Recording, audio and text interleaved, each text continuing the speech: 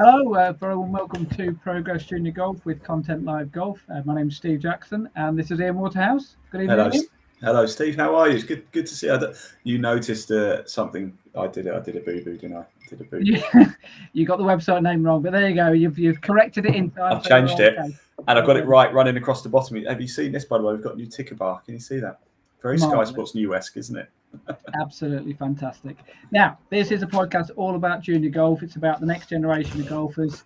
It's about trying to get more boys and girls playing the game of golf. This is show number 13. Unlucky for some, or lucky for some, whichever way you want to look at it. Actually, Steve, interesting fact. Interesting fact. I got married on Friday the 13th. Is that right? Yeah, and I'm so still who's married. the lucky one there? My wife, Debbie, and we're still married 5 years later. Well done. Now, this is the first of a three-parter. We're going to look at minorities in junior golf. So the next couple of podcasts, we're going to look at ethnic minorities for one of them, and then we're going to do one on girls golf as well. But today, we're going to cover junior golfers with disabilities. Now, towards the end of last week, I went to one of my local golf courses, Brampton Heath, to cover a golf festival for pupils from nearby schools to try golf. They've done similar schemes over the last few years or so, which have proved very popular. Now, this year, they were targeting girls with learning difficulties. So we're going to hear from two of the main organisers of that event. That's Michelle Reeves, who's the School Sports Inclusive Development Officer for Northamptonshire, working for Northamptonshire Golf. Northamptonshire Sport, and also Kieran Thomas, who is the club professional at Brampton Heath. He did all the coaching and does all the coaching with the kids as well. It was a fantastic event, really, really entertaining, and the kids loved it as well.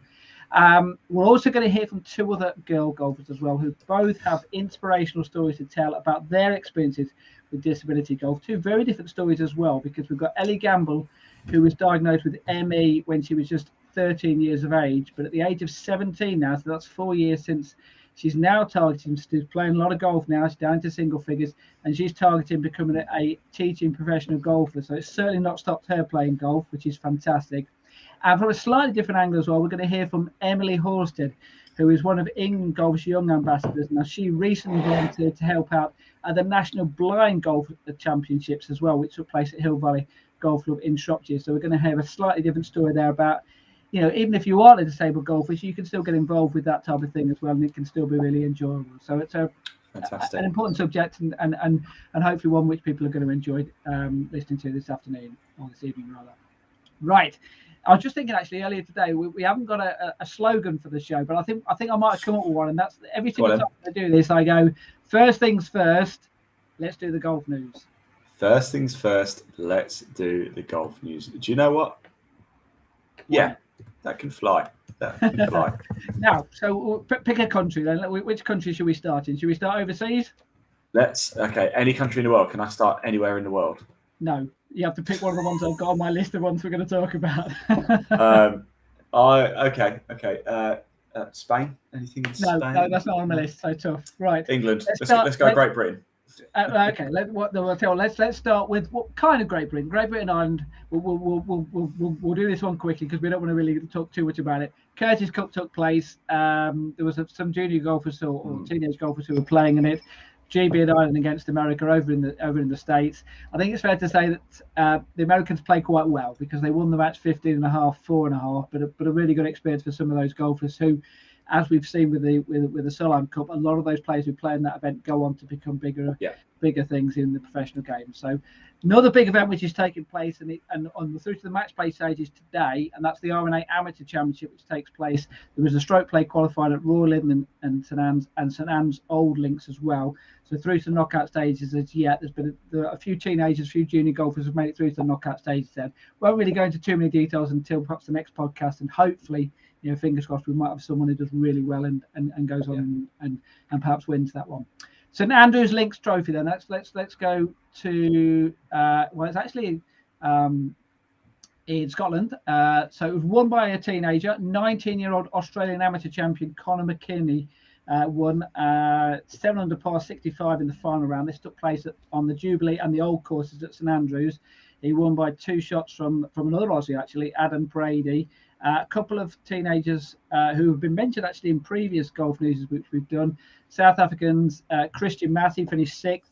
and Scotland 15-year-old Conor Graham, he finished 9th in that as well. So some good performances in that. Staying in Scotland then, big event which takes place every year, the European Championships, the US Kids European Championships. It's spread over lots of different courses up there.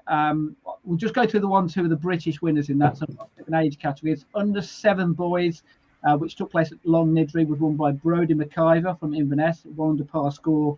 That's played over 9 holes, 3 rounds of 9 holes there. Under 10s, which was played at Craigie Law, won by Alexander Dunmore, even par score, started with a 68, fantastic starting round there. Wow. Under 13s, that was played at Royal Musselburgh. Hey, how about this for a score then? 3 rounds here.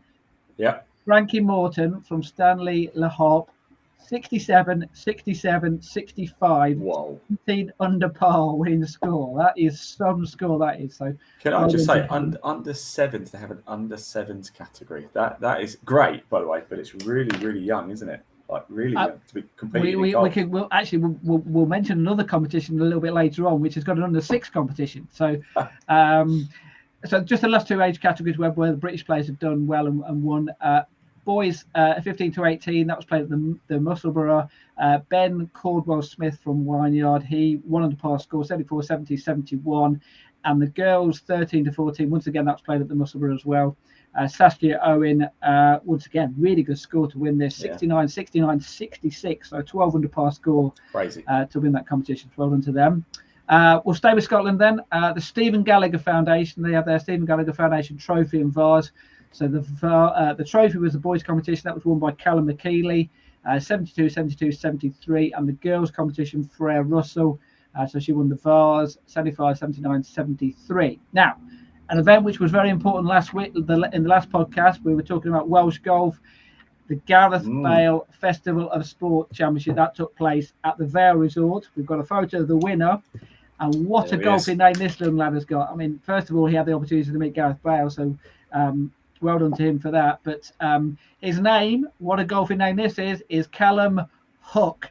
That's my kind of golfing name, that is. So from P&K Golf Club, really, really good score. 78 and 77 was first and third round. Second round, 68. Now, that did the damage. That was the one which won it basically for him. He finished 2 under par, finished 6 shots ahead of Brodie Lewis from Southern Down Golf Club. So well done to those. For those not au fait with the chap on the right, Callum is on the left there. Yes, that's it. Just in case you're not quite sure. Chap on the right, he was just on his way through to Leeds to sign for Leeds, I think. Absolutely. And memory serves you right, I think the following day he scored, or he was part of the team which Wales qualified for the World Cup. So it's a fantastic day for Gareth, or fantastic week for Gareth Bale, all told. And a fantastic week for Welsh sport, really, as well. Absolutely. Right, that's Wales. Let's go to Ireland then, because another person, real informed golfer, is Beth Coulter. We've got a photo of her, because she has won the Irish Women's Closed Championship at Grange Golf Club. Now, the reason why she's doing the 2 fingers there is because she's won the Irish Girls Championship as well a few weeks earlier. So that is some kind of double this year. And how about this, actually? The Irish Girls Closed Championship, which took place in 2019, was between the 2 same players as the Irish Women's Championship in 2022. So Beth Coulter, as we mentioned there, from Kirkestown Castle, she won. She beat Sarah Byrne in the final, 6 and 5 in the final. So really good performance in the final there. Let's go down to England then. Lots of county championships taking place, but Midlands event, the England Boys County Championship team event and an individual with that. The team event was won by Leicestershire and Rutland. They won on countback from Worcestershire. The individual winner, though, and once again, some great scoring here. 2 rounds of 67. I think I counted. He got 11 birdies in those 2 rounds. Won by 5 shots from 4 players. And we have to mention one of those 4 players because he was on the podcast a few weeks ago when we did the one about fitness and health. Ryan Gavin, who has had a broken back last year. So there you go. He's back to full fitness and he's playing well. And he managed to finish joint second in the individual. So well done to Ryan there. Now, you mentioned earlier about the under 7s category. Yes. Well, the British Junior Golf Tour, they have an under 6 competition, and they've had lots and lots of players playing in their events this year. They had 73 players playing at the Leicestershire Golf Club. They had 108 playing at Rochester and Cobham, and I did look at that under 6 category, and I think there was 9 playing in the under 6 category. Wow. So you're talking about pretty under good sevens. going, isn't it? That's a year earlier, so they're going to be on that US Kids probably next year. So so why not? They compete at football at under sevens, don't they? So why not? Absolutely. So and just one more for the news. Robber Rock Junior Golf Tour. They've got an event coming up this weekend at Wellingwood Golf Club. I'm going to be there taking photos. They have one last week at Ruddington Grange. 83 players played in that. A lad called Romani Syed shot the best score. Well, certainly the best score under par. Net 61, 10 under par to win the boys under 12s competition.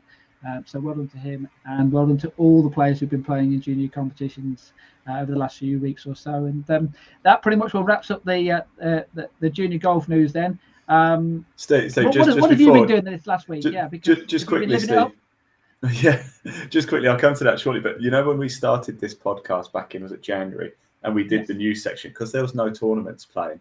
The news section was literally 30 seconds, wasn't it? Now, how nice is it having everything going on? So much information to give. It's great, isn't it? Absolutely, and I've had to cut that back because there could have been so much I could have done. Paul Laurie, they had a competition. I just saw the results just come through this evening. So well done to the players who played in that competition. That's obviously north of the border as well. So, isn't it great the fact that there are so many competitions? And as we well know, there's going to be loads during the summer holidays. So good luck to everyone. I'm organising helping organise an event at Edgbaston Golf Club in a couple of weeks' time, and I'm pleased to announce, just been confirmed, it's full. We've filled up the 18-hole category with that, so that's fantastic. Bearing in mind that I think last year they had 20 odd players playing in it. We've got 66 this year, so that's not bad going. Fantastic. So that's how you get juniors really playing good. golf. Really good. Right, now let's move on to this podcast then. So we are talking about minorities in golf. Like I say, it's part one of part three, so we're going to be covering a couple of different subjects over the next two podcasts. But this one is about disabilities in junior golf. Now, as I said, last week I went to an event at Brampton Heath Golf Club in Northamptonshire. They were holding it for girls who have learning difficulties, I should say. It was run by Michelle Reeves and Kieran Thomas, the professional at Brampton Heath. So we're going to hear from a couple of those. They did an interview with them afterwards just for them to explain exactly what went on. So let's hear from them. We've been very fortunate to receive funding for a number of years to target working specifically with special educational needs children that are in mainstream schools and don't often get the opportunity to take part in competitions or represent their school in other sports activities. So I work mainly with special schools, but this has been a project specifically this year to work in mainstream schools to help children have that opportunity to come to take part in golf, to play golf perhaps for the first time, and just to introduce them to perhaps a new sport that they may not have up until now had the opportunity to try. Today we had a special educational needs tri-golf festival, so good way of getting kind of children, primary school children, year 3, 4, 5 to 6, who wouldn't normally get the chance to try golf and play golf. So they've all been here for kind of taster sessions for a couple of hours over the past 2-3 weeks. We have a festival today, and then we get them back. They have a go at kind of proper golf, and then start of July we invite them back with their families to all try it. So this kind of gives them an avenue in to the game, which otherwise probably wouldn't be there. Golf's a fantastic activity. I love it. I think from the children's faces when you see them pick up a golf club and hit the ball, or as I've just done now, if they hit a cone and get some points, it's the joy that it brings. It's fairly easy. Easy, but it's something that the children can get to grips with quite quickly, and it's not complicated. They know what they've got to do, and they enjoy the opportunity to have a go and score points as it is in try golf, or to get better each week they try. So I think it gives a lot back in terms of enjoyment and fun. Before COVID we did it for a couple of years and it worked really well, so we kind of get 6 schools normally who come, and it's worked really well. So lots of them, you still see them coming up and playing, not all the time. Some have got really into it. We've got a couple of them who've joined members and they play on the par 3, and yeah, it tends to work well. We've targeted young girls as well this year, so it's a real opportunity, having spoken to the schools this morning, to really encourage a group of girls out that they can really socialise, build on their friendships, enjoy the opportunity to come out and help each other and learn together, which is really nice and really good fun for them. We work with all children, and it might be a special school, it might be a mainstream school, but the children, no matter who or what age, or just love participating in activities, and they get a lot out of it. It's very rewarding, and skills for life, winning and losing, competing and that sort of thing, is something that they all benefit from, and it doesn't really matter whether they're male or female, really. I think it's sport sort of crosses all sort of divides, and offers the same opportunity for all to really have fun and enjoy it. The children that they bring usually have a fantastic time, and you can tell that they've obviously chosen the children well to give them that opportunity, because they do really have fun, and that they're active, and they're enjoying it, and really happy with coming out of school, I think, sometimes. But yeah, generally they all enjoy it and have a great time, which is brilliant. The kids absolutely love it. You'll have heard them today. They're just kind of shouting and screaming, celebrating, kind of getting 5 points or 10 points. Just really, really enjoyable. They've got big smiles on their faces. The parents then, when they come up, they're kind of, and it's a nice place to come and say, they're like, oh, this is nice. And then the parents end up on the driving range hitting balls with the kids, and it's quite a nice family kind of day out for them as well. Because I think the good thing about golf is that you can come and play on your own, or you can come and play with your friends, and you don't have to fit into a category. You can just turn up and play, which is fantastic. So I think it's about making each game adaptable. So you might have one game that might be tougher for certain students at certain ages and abilities, and you make it just so they can all have a go. And you might move targets closer, you might make it more achievable, but you want them to go away thinking that they've been able to do it and they've achieved it. And it might be changing the equipment, getting them a slightly longer club or a slightly shorter club, so they can play with that as well. If we could get some of these young players involved in participating outside of school on a regular basis, that would be fantastic. There are sort of opportunities, and we very much try and open up the opportunities for them to take part in just coming along to a golf club as anyone else would. I think we're lucky here that the facilities allow us to do it. The access is really easy, but just gives them such a varied kind of opportunity to come and try.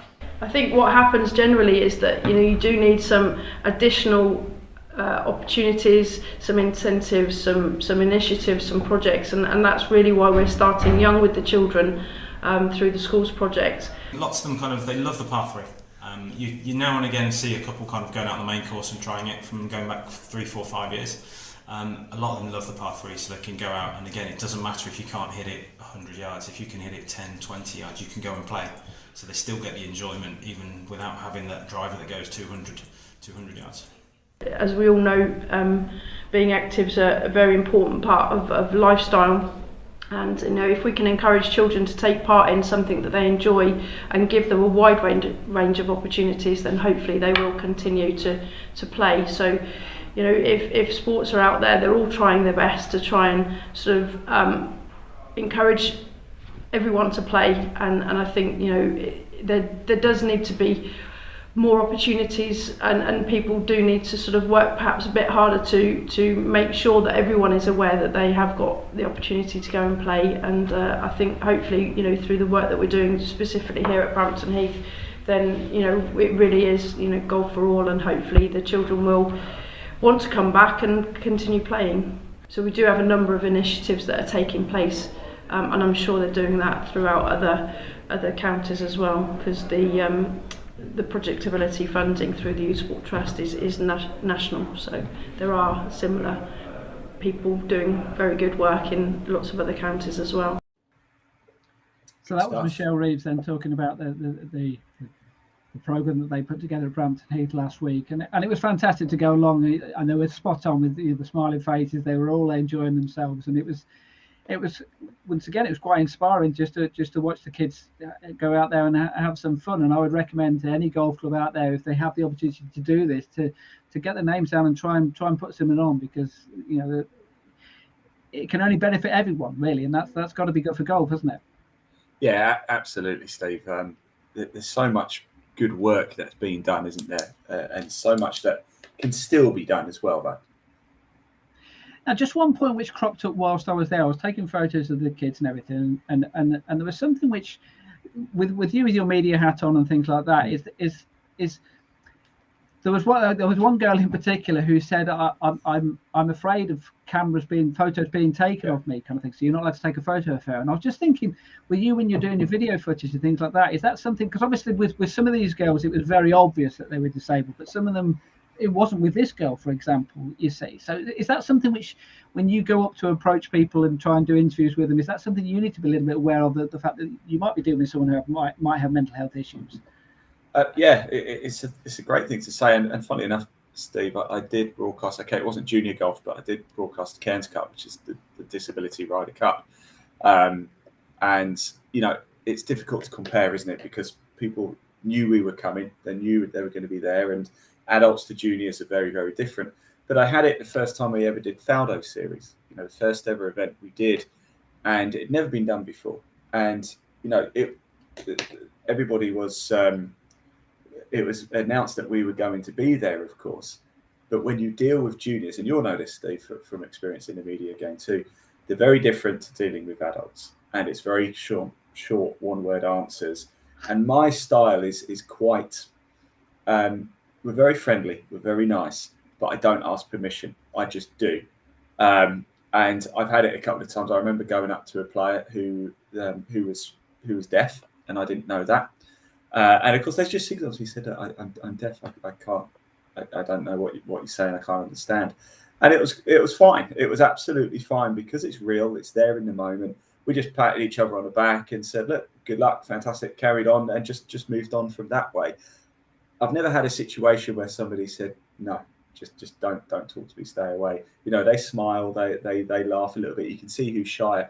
That's my cue then as a professional. If I can sense they're really uncomfortable, is to cut it short and move on quickly. And that's what I do. If I can sense somebody is not happy or not comfortable with me being there, I just move on quickly. Isn't that a great story? The fact that you had someone there who was deaf playing golf, though. I mean, obviously we're going to be talking about someone who went to a blind golf championship earlier this year, which wasn't a junior event, but it was similar with the Cairns Cup there. It was an adult competition. But isn't it great the fact that the Faldo series could give someone the opportunity, not just saying the Faldo series, because obviously they must have got to a very good standard of golf, but lots of people must have been able to give them that opportunity to play golf to a high standard. And I had no idea, Steve, as well. I had no idea. Lovely person. Absolutely no idea.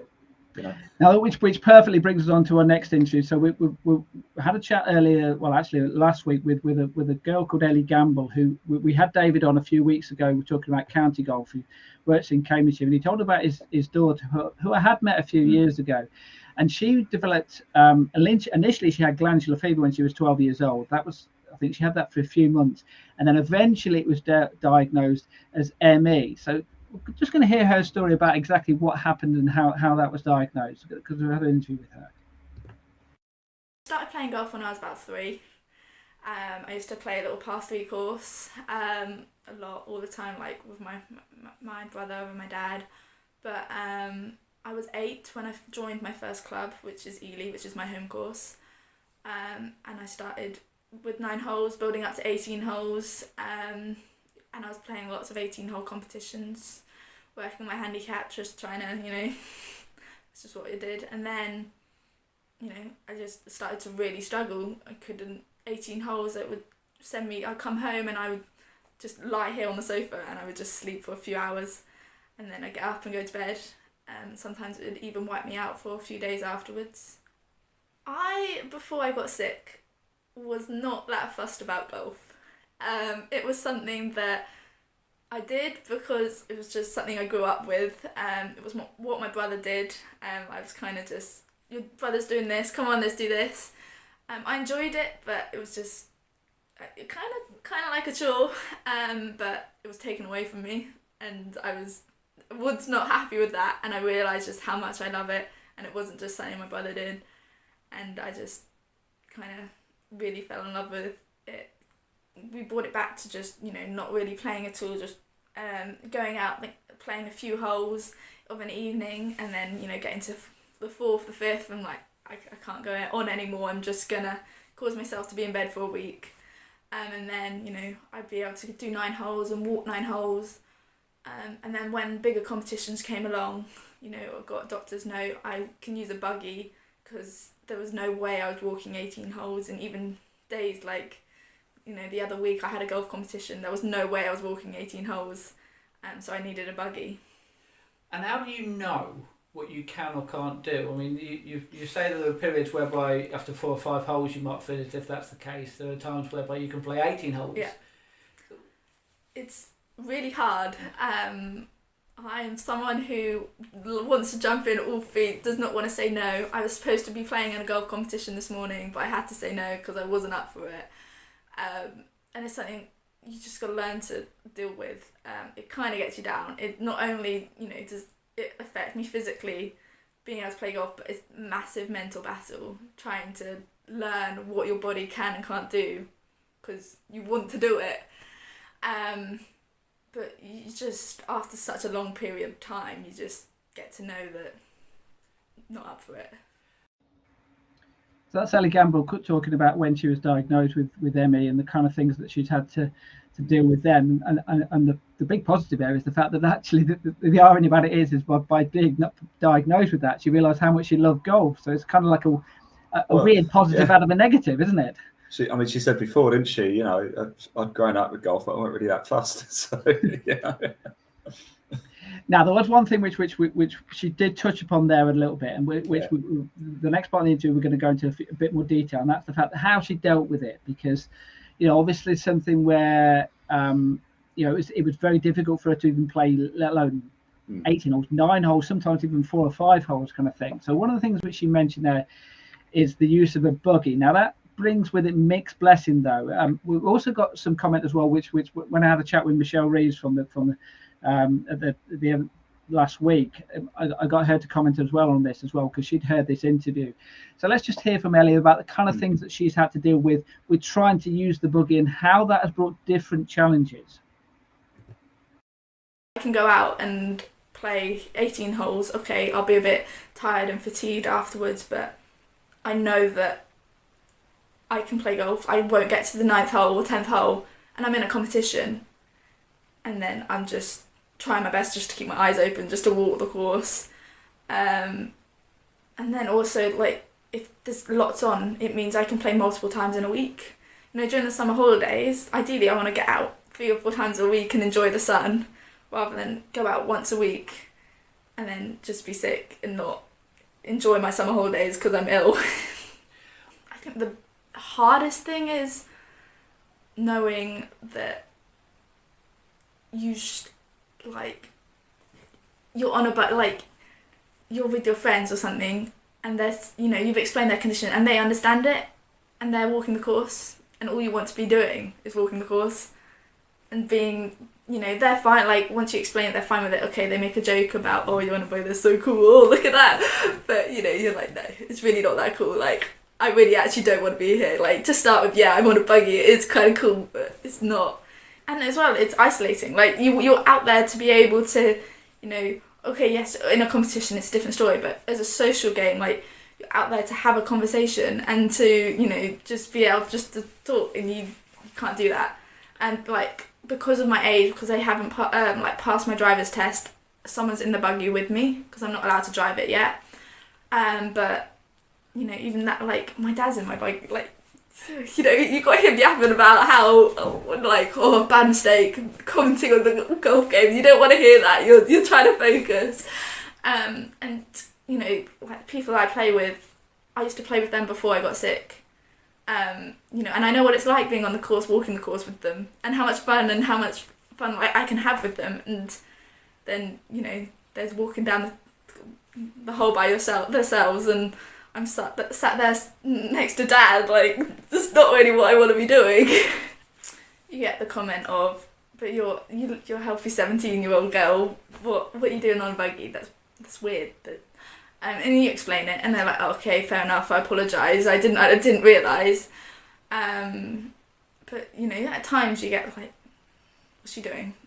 You know, if they don't know me, and you can hear them when you drive past them, but it's just something you just zone out after, you know. Is it every time that you play in a golf event of some description that kind of comment crops up? Yeah. And you even feel that you go to step on the buggy and it's someone you don't know and they just give you a look. Like, what are you doing? I played the other week with an elderly woman in a knockout competition, and she was walking the course. And I was the one on the buggy, and there were people looking at you like, what are you doing? That's not right. There's something off there. And you almost feel guilty because you really shouldn't be the one who's having this, you know, different scenario. It's not nice. Like I said earlier, at times it's a mental battle to be able to accept that, yeah, you're not well. You look fine, but you're not well, and you need to do this. Good on her, and you know, there's no, you know, people shouldn't judge people. I don't think it's anybody's right to question or judge. If somebody's participating, then good on them, and good luck to them. And you know, in this day and age, there'll probably be lots of people that are struggling with their mental health, perhaps after COVID, and you know, you don't know what people are struggling with, you know, inside or, you know, in their own homes and things. So I don't think you can judge anyone or categorise or stereotype people and sort of say that they're right or wrong for taking part. I just think the more opportunities there are, it all goes to help raise awareness that there are opportunities out there, and they are equal opportunities and should be available to everyone. And that if you feel comfortable competing in one group or want to compete in a mainstream opportunity, then you know that's entirely an individual's choice, and nobody should really judge them on that. I've always been a positive person, but I think I've learned more acceptance of it. You know, as I've learned to deal with it, it's the same with anything that happens in life. You just learn to deal with it. You learn to accept the way things happen. And how much role has golf play within that? I mean, it's almost been the obstacle that's made it hard to be accepted, because you compare yourself so much because you're around so many people that aren't doing what you're doing, whereas in lots of other situations that I'm in day to day, that you don't need to do anything different because your health doesn't need it. Like, you can do things exactly the same as anyone else. But when it comes to sport, okay, because I'm at the age that I'm not at school, I'm not doing, you know, other sports, that you're not immersed yourself within that, so you don't really realise until you're on the golf course. And then you've got to try and figure out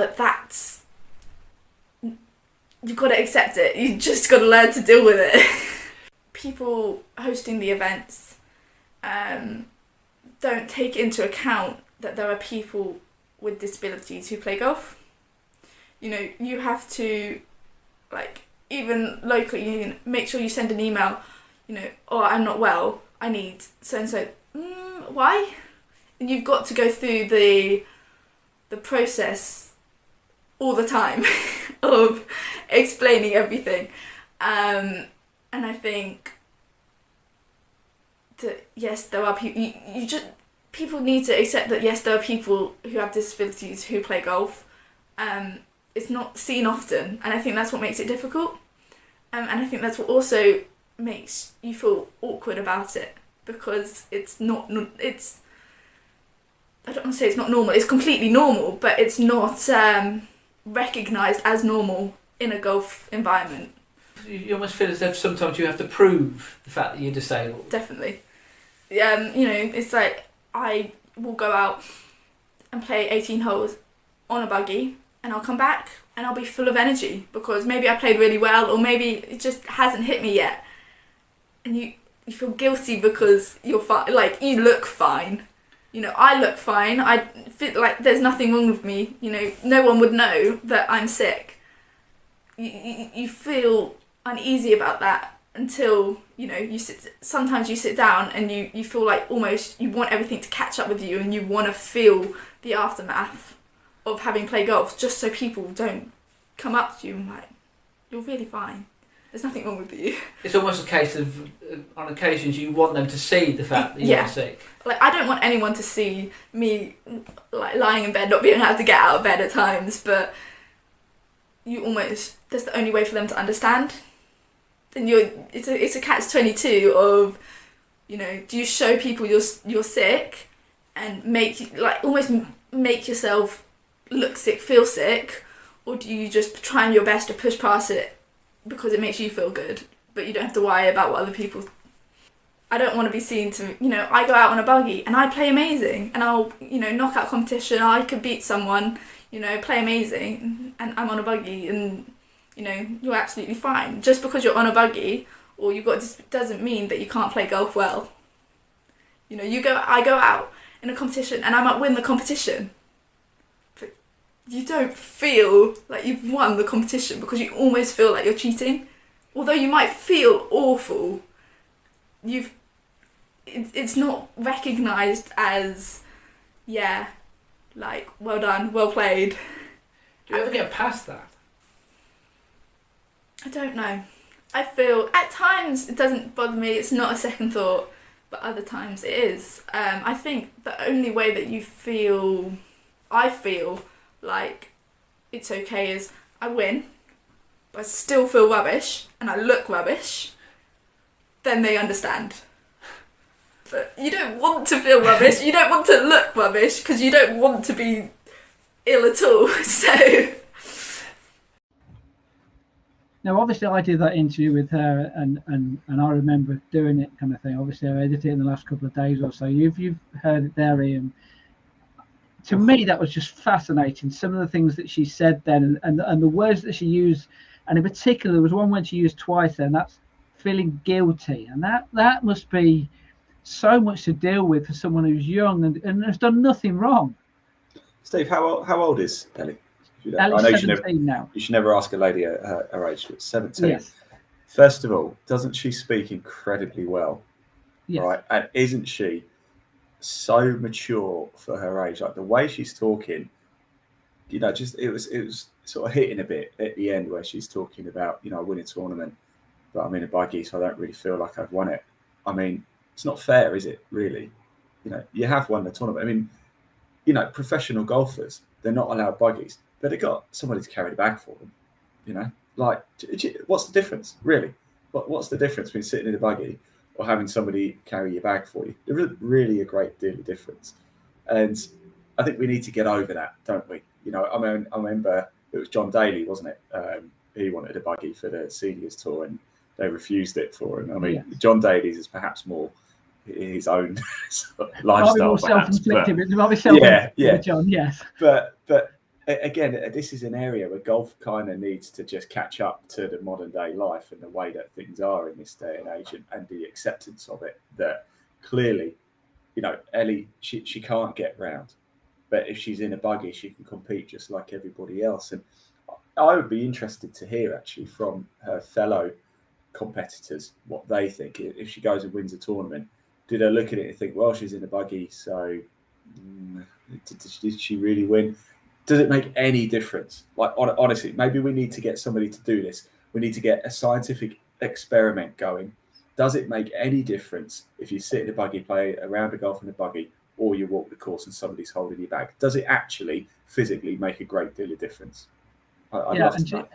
And she uses the word there, which is probably the strongest word that you can use in golf, and that's, she feels as if she's cheating people, and that's I mean, that's so wrong, and it's so not the case. It's so sad to hear, isn't it? Because it's not true. You know, you'll probably get the odd person out there who's like, oh well, you know, she was in a buggy, so blah blah. But I mean, that thinking in this day and age is a bit archaic, isn't it? Really. Yeah. Now we have got another interview with Ellie now. We're going to talk about what, you know, on the positive side is the fact that this is not stopped to it's not stopped to playing golf, but it's also, more importantly, it's not stopped to of what her dream is, and her dream is to become a professional golfer. So I had a chat with her about that. Also, I think Michelle Reeves commented as well on this as well. So let's just hear about how she can go about trying to do that. my dad's a teacher, and ever since before he became a teacher, I always said that I want to teach, and I was never really sure on what, I was like, oh, maybe a maths teacher, maybe an art teacher, but then, me getting sick, I realised how important golf is to my life, and why not marry the two and be able to, experience both. So just explain what you're doing as far as college-wise and what you hope to do in the golf industry. Yeah, so I've finished my full-time education. I am taking a gap year to work on my health and try and build myself up so that I can get to the point that I don't need a buggy to be able to play a round of golf, and that I can go out multiple times in a week and still feel good about myself, and also get my handicap down, just really try and improve, because I've been so busy at school that I just don't have time to play golf as much as I want. And then I'm hoping to get an apprenticeship somewhere, hopefully local, so I can support the county that has helped me, develop as a golfer, and complete the course training and teach, and really focus on supporting the juniors as well. And do you know anyone who's in the same position as yourself, a disabled golfer who is a teaching professional? No, I don't know many professional golfers outside of the county, but I've never really known anyone. Any role model that people have got the opportunity to look up to is an inspiration, and often as not, the stories for people trying to make it through any sort of sporting pathway to the top is always difficult and always comes with its challenges, but to overcome them, I think, is the biggest inspiration of all. I never really thought of it as something that's going to affect me in the future, and kind of just hoping that I'm going to have dealt with it and managed it, and when I get to the stage of turning pro, that I it's not an issue. I think that's just me being ignorant about the situation, that I'm actually fine, when at times I have a blip and I'm not. Hopefully children will just have the same opportunities as anyone else. I mean, there's always difficulties and barriers for anyone participating, but if there is a level playing field out there for people to achieve and to pursue their dreams and to participate and be active in the sports that they enjoy doing, then I think having that on in the national media and with the competitions and Paralympics and opportunities that there are at such a high level, I think it's a real inspiration for the youngsters to aim for. She uses the word inspiration there, and actually, Yeah, I didn't use it as part of the interview, but I said the same thing to Elle. In fact, I said, I don't want to make you blush, but you do realise you are going to be a role model for people, and I think for people who will have hopefully watched this and listened to her, I think that's inevitable, isn't it? Yeah, it 100%, Steve. 100%. I mean, it needs a trailblazer, doesn't it? It just needs to be seen. And she said, Michelle's saying at the end, talking about media, getting the coverage out there, that's what it needs. It needs to be seen. I will say as well, anybody watching this who has a question or wants to tell us a story or tell their side of the story, please do comment below. We can see the comments. We would love to hear your stories. Do get in touch with us. Get in touch with Steve as well. Website at the top, as you can see, www.progressjuniorgolf.com. We do want to hear your stories, because there's so much good out there, so many inspiring stories. We want to hear them. And we've got another one coming up, because of England Golf as well. We have to mention England Golf and the Golf Foundation, because they've done some things in recent years whereby they are really pushing this type of thing, and they're giving young golfers the opportunity to tell their stories and try and be inspirations to people out there. And they've got what's called, they have golf ambassadors, young golf ambassadors. Yeah. And one of those was a girl called Emily Horsted, and she's based up in Peterborough, which is Lincolnshire and Northamptonshire kind of thing. She plays in both counties, if you like. Now, I had a chat with her about a couple of things that she's done, two separate things, but one of them was to do with the charitable causes. Another one was when she volunteered to help out the blind golf the National Blind Golf Championship. So first of all, let's just hear the short interview with her talking about what she did with the charitable side of things at her home club, Peterborough Milton. In the past, over at my club, I'd worked with the Little Miracles, which is a charity for kind of seriously ill and disabled kids. So I'd worked with them and done things in the past. The coach at Peterborough Milton, Adam, so it was him, the junior organiser was there, and then me and my sister went to help out as well. So we had a kind of bit of an open day, if you will, but not really. So we had a kind of day where a load of the Little Miracles kids from the charity came over for the day, and we kind of got all the plastic golf equipment out and set up a load of games and dotted them around and had a bit of a fun day, kind of introducing them to golf. How did they enjoy it?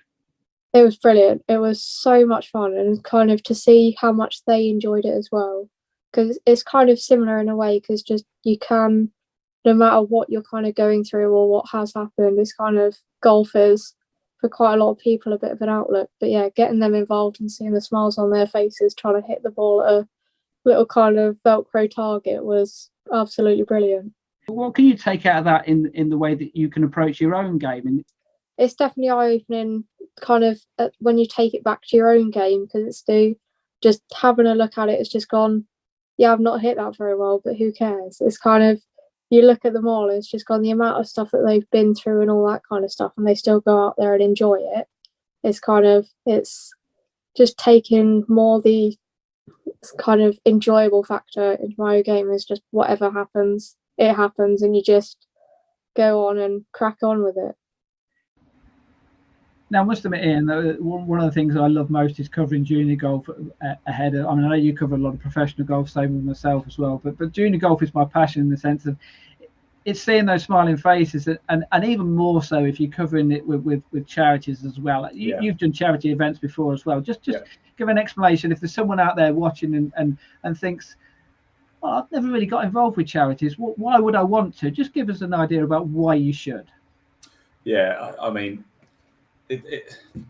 some people have charities that are quite close to them, and they're absolutely sort of no-brainers, aren't they? I mean, I talk about the Cairns Cup, and I will talk about it again because I got involved with it. I don't have any disabilities or anything like that, but I had something that could make a difference to these people. And when you go there, the inspiration you see when you're involved with people who are trying to achieve something through golf, trying to raise money to help other people achieve what they want to achieve. We use the word inspiring, and it's used a lot, and it's an easy word to sort of say and chuck in. But it was, I can't explain the feeling you got from trying to do something good. Like, they came to me afterwards and said, "Oh, Ian, thanks so much for coming along. You know, it's really, really made a difference." I'm like, "What are you thanking me for?" You know, like, it's almost embarrassing, to be honest, because like I said, I'm chatting to a bloke, and he's got no legs, and he's still swinging a golf club. He's not moaning about it. He's having a great time, you know. And he's coming up to me and he's saying, "Thanks so much, Ian. You know, it's made a real difference." And I'm like, oh, it feels, you know, it makes you feel special because you can do something to help. You have that power. You have that ability to do something to help. Why on earth wouldn't you? And there's so many things that you can do out there. And golf is a really good route to it, actually, as well. We said there's so many. You just Google it. There's a ton of golf charity days out there, and then you're part of this community as well. And once you get part of this community, and you know it, Steve, once you're part of that golf community, boy, you don't ever want to leave, and you never will leave. Now, we mentioned Emily obviously did that one for charity. She also volunteered as well for the National Blind Golf Championships. Now, you mentioned there that the Cairns Cup, obviously, at least they could see the ball.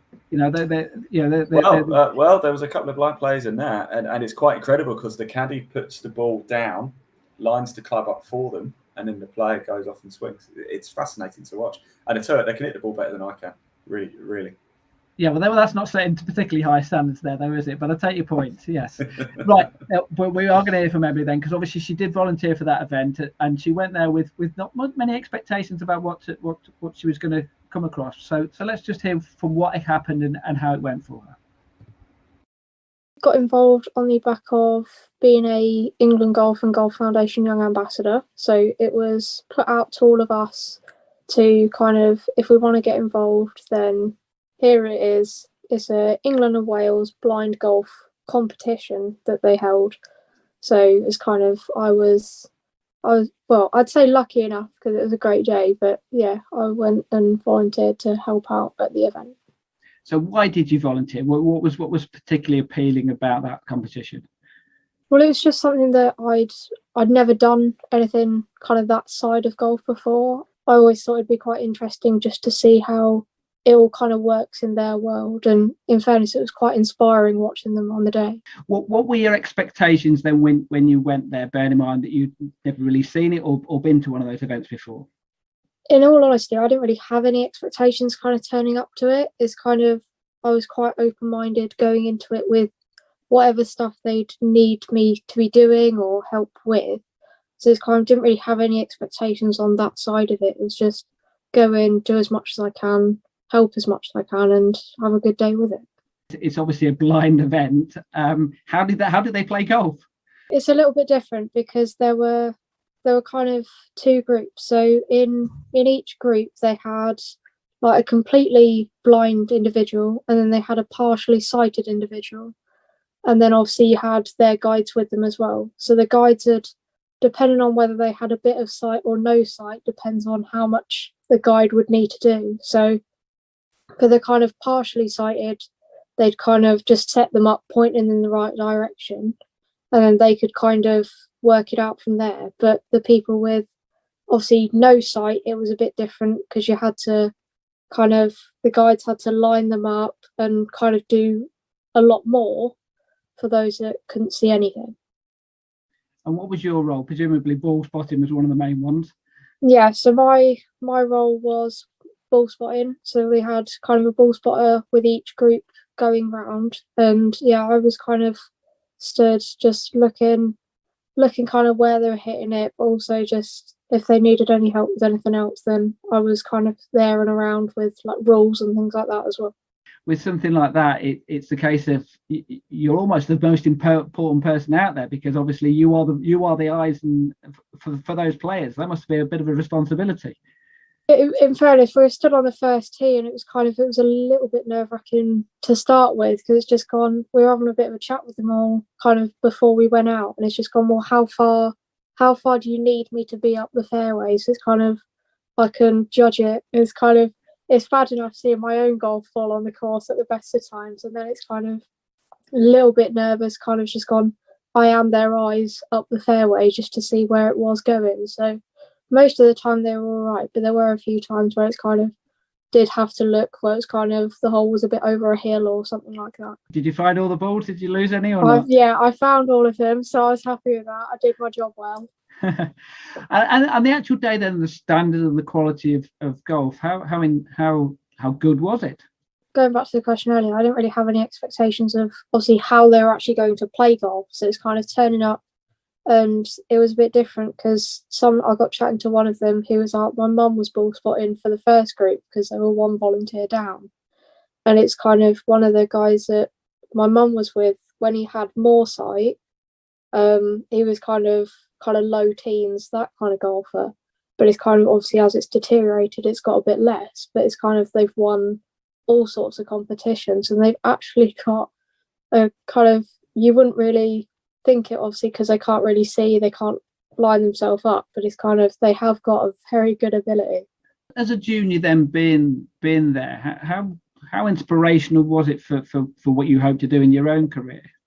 It was just brilliant because it was quite eye-opening and kind of inspirational to see. It's kind of, you do see quite a few people where if they're not having a very good day on the course, then it's kind of be all and end all and it's not gone very well. But it's kind of looking at them and seeing, although they weren't kind of hitting the best of shots all of the way round, they were still having a great time, having a bit of a laugh going round. So it's kind of, even just with their level of golf, for the fact that they can't really see, was quite inspirational, and kind of taking it forward, just being more, like showing people to be more kind of tolerable with their own golf game. If it's not going very well, you can still do whatever you want. So moving forward, then, what do you think you will take out of this? And do you think you'll do it again? definitely. I said to quite a lot of them on the days, kind of any of the England and Wales blind golf events kind of coming up, if I'm around, then hopefully I'll go and do similar again and go and volunteer and help out. So I mentioned that responsibility. I mean, you imagine being stood on the last tee. But the guy you're ball spotting for has got a one-shot lead, and you're the one who needs to find his ball just in case it goes somewhere. I mean, that's it's the same as like being a caddy, and you make sure you read this putt right, otherwise I'm going to lose this tournament, kind of thing. Sounds easy ball spotting, doesn't it? You think, oh, it's just watching the ball, but I'll tell you what, when the pressure's on, all eyes on you. Absolutely. Yeah. Now, I don't know if you're aware of this. Obviously, I wear glasses and everything, but my eyesight is pretty bad actually, in the sense that my left eye is about as bad as it can be. So my field of vision comes out my right eye. So, for example, when I'm driving, to look in the window, I move my head to look up and look out the back windscreen. Now, as a right-handed golfer, on a cloudy day, if I don't pick the ball up quickly, as soon as it goes up in the sky with my right eye, I am literally stood there going, I have absolutely no idea where this has gone. So I can kind of relate a little bit with someone, nowhere near to the same extent that they have. But I also have a very, very good friend of mine. How about this? We played in a pairs competition. We joined what about this for a pair? So me with my eyesight, this. He has 2D vision. Wow. So when he stands on a putt, he cannot see any of the borrows on the green. Wow, that's incredible. 2D. I didn't even know that was a thing. Exactly. He plays off +2. Wow. So you imagine how good a putter he is, because basically he stands over a putt, and you've seen the guys doing the walking up to the hole and do he literally stands over a putt and thinks, do I feel as if I'm leaning left, right, forward, backwards? And he's done that since he was, the ear dot kind of thing. He had an eye operation to fix it.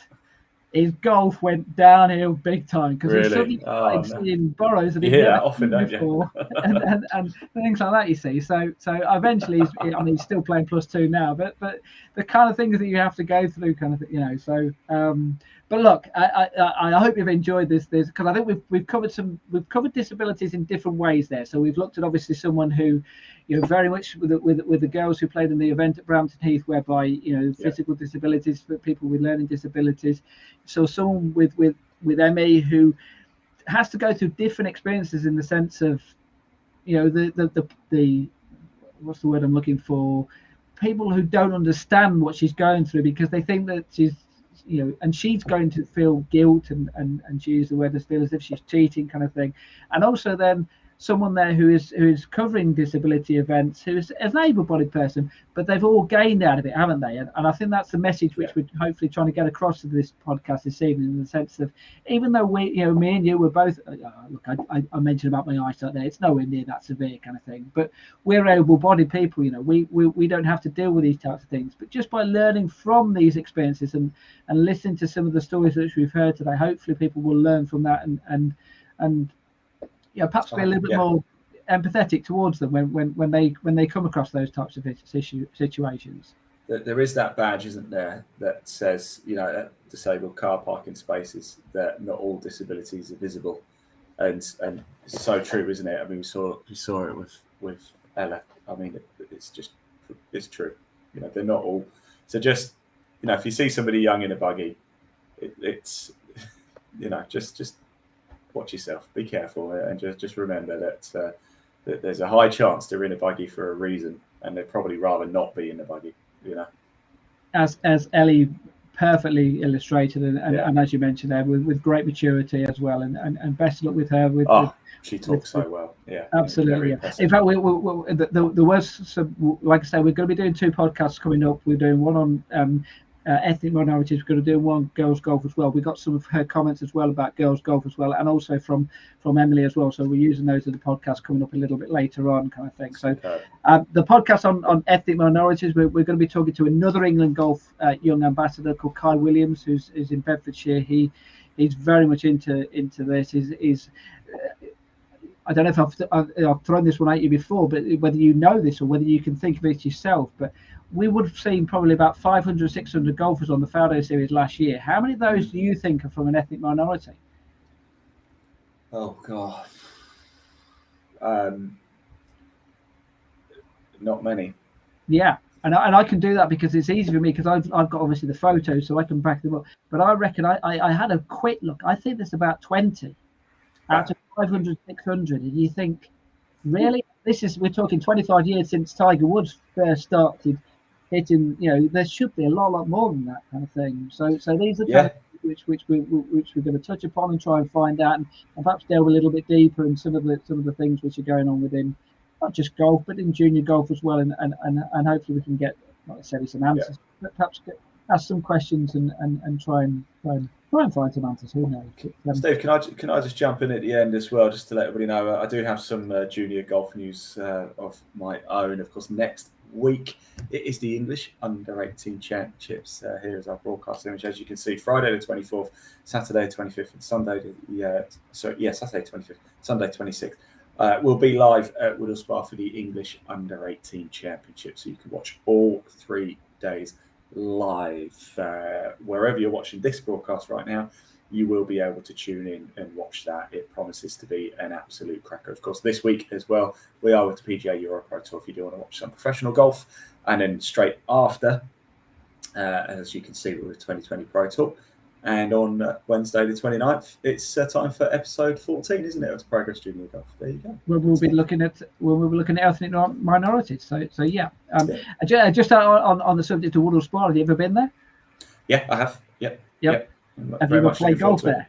I've never played golf. I went for a meeting once there, and that was my only time there. And I didn't get much further than the clubhouse, to be honest. Well, if I told you I did a feature for a golf magazine, I won't mention the name of the golf magazine, but there's a hole there whereby many years ago they put a mini in the bunker and stood on the fairway, and you couldn't see because it was that deep. Well, guess which person went in this bunker? And there was a photographer who deliberately stood there next to that hole because he wanted to get people hitting 5 or 6 shots out the bunker to try and get out of it, kind of thing. Much to his disappointment, I got out first time. So that's my claim to fame, my one and only claim to fame with a bunker shot. And it's one of those surreal experiences whereby you do not take any notice of where the pin is. All you're concentrating on is trying to get the ball up as quick as possible because they are. What was the magazine, Steve? Was it Beginner's Golfer? Is that what it was? That was it, absolutely, yes. And I let them down. How dare I? But yeah, so put a massive event, and there'll be some quality golf there, I can tell you. And there won't be anybody playing more than one bunker shot in those bunkers, I can assure you. Good right, stuff. as we mentioned, now we've got a podcast coming up in a couple of weeks' time on ethnic minorities, and another one on girls golf after that, and then we might have another one in a couple of weeks after that, which we don't know yet. So like Ian said earlier, if you've got any subjects which you think we should be covering in junior golf, then please get in touch and we'll look at them, we'll get some interviews, and we'll really tackle those subjects.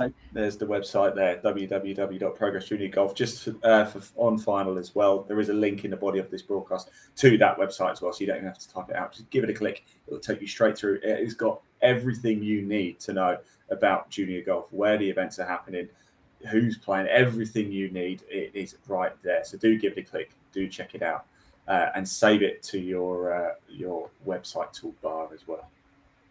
Right. Final thing, then we'll just have to say a massive thank you to Michelle Reeves, Kieran Thomas for putting on the event at Brampton Heath, but also for doing the interviews.